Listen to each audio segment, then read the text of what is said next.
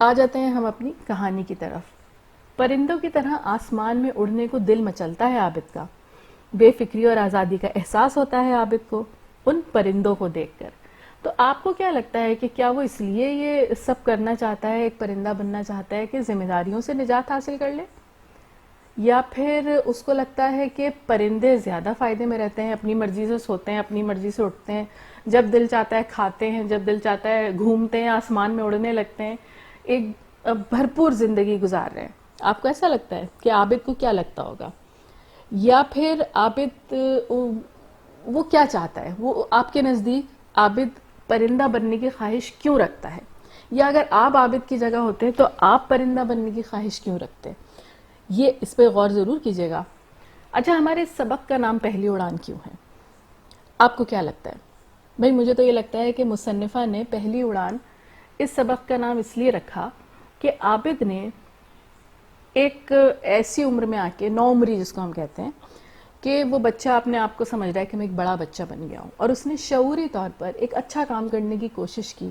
ایک ایسی عورت سے اس کی ملاقات ہوئی کہ جو رات کی اندھیرے میں اور سردی میں ایک غلط اسٹیشن پر اتر گئی، اور اس کے ساتھ چھوٹے چھوٹے بچے ہیں، اور وہ اب اپنا گھر جانے کے لیے بھی پریشان ہو رہی ہے، بچے بھوکے بھی ہو رہے ہیں اور سردی بہت ہے۔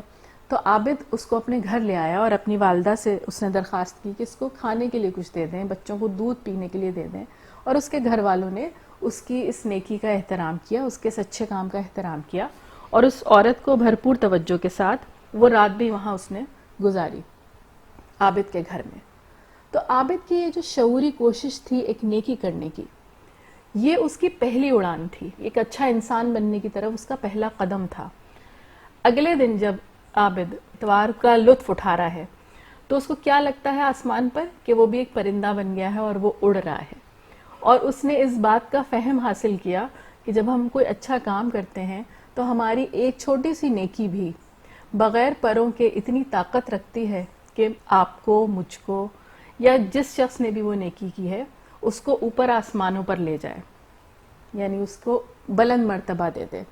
تو اس وجہ سے اس سبق کا نام پہلی اڑان ہے، یہ میرا خیال ہے۔ آپ کو کیا لگتا ہے؟ یہ آپ ضرور مجھے بتائیے گا۔